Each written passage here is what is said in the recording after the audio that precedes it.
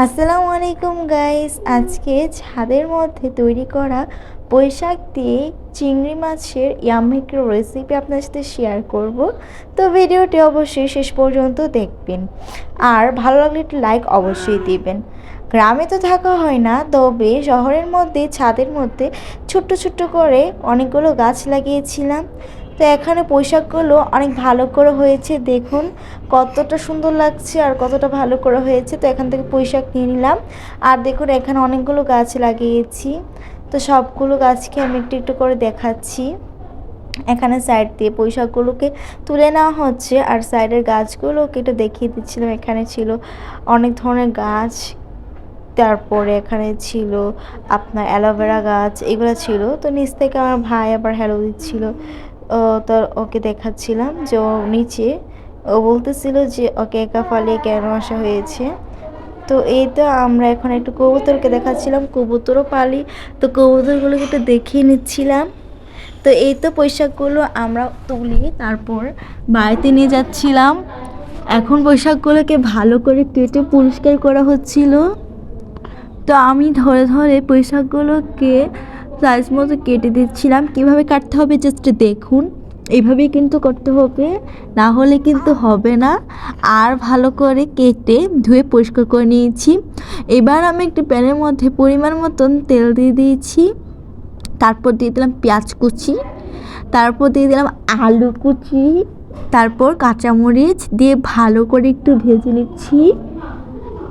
এখন আলু পেঁয়াজগুলো ভালো করে ভাজা হয়ে আসলে আমি এখানে দিয়ে দিলাম চিংড়ি মাছ। চিংড়ি মাছ দিয়ে আজকে পুঁইশাকটাকে রান্না করব, আমি কিন্তু পুঁইশাক ভাজি করব। তো এখানে চিংড়ি মাছটা দেওয়ার পর আমি দিয়ে দিব আদা রসুন বাটা।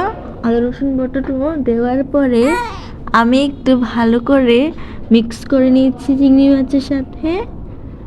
এরপর দিয়ে দিলাম স্বাদ মতো একটু লবণ, মরিচ গুঁড়ো, হলুদ গুঁড়ো এক চামচ করে।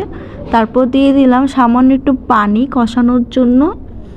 চিংড়ি মাছটাকে একটু কষিয়ে নিব, আর কিছুক্ষণ পর দেখুন ভালো করে কষানো হয়ে যাবে, তেলটা উপরে ভেসে আসবে, তখন ভাবতে হবে কষানো হয়ে গেছে। তো এই তো কষানো কিন্তু কমপ্লিট হয়ে গিয়েছে। এবার আমি এখানে পুঁইশাকগুলোকে দিয়ে দিব, আর পুঁইশাকগুলো সিদ্ধ হওয়ার জন্য একটু পানি দিয়ে দিব। তারপর আর কোনো এক্সট্রা পানি ইউজ করব না, কারণ আমি ভাজা ভাজা করব। একদম যখন পানিটা শুকিয়ে শুকিয়ে আসবে আর পুঁইশাকগুলো ভাজা ভাজা হয়ে আসবে, তখনই কিন্তু ভাজা কমপ্লিট হয়ে যাবে, রেসিপিটা কমপ্লিট হয়ে যাবে। তো কিছুক্ষণ পর পর এইভাবে নেড়ে দিতে হবে যেন নিচে না লেগে যায়। এখন দেখুন পুঁইশাকগুলো কিন্তু একদম শুকনো শুকনো হয়ে আসছে, আর রান্নাটাও কিন্তু কমপ্লিট হয়ে গিয়েছে। আলুটাও দেখুন কতটা ভালো করে সিদ্ধ হয়ে গেছে। তো এই তো এখন একদম শুকনো শুকনো হয়ে আসছে। এবার আমি আলাদা একটি পাত্রে উঠিয়ে নিব। আপনারা জাস্ট দেখুন লুকটা কতটা ইয়াম্মি লাগছে। তো এখন আমি আলাদা একটা পাত্রে উঠিয়ে নিলাম। জাস্ট দেখুন খেতে মন চাইছে এখনই। তো আপনারা বাসায় অবশ্যই ট্রাই করবেন, এত মজা ছিল। সবাই ভালো থাকবেন, আল্লাহ হাফেজ।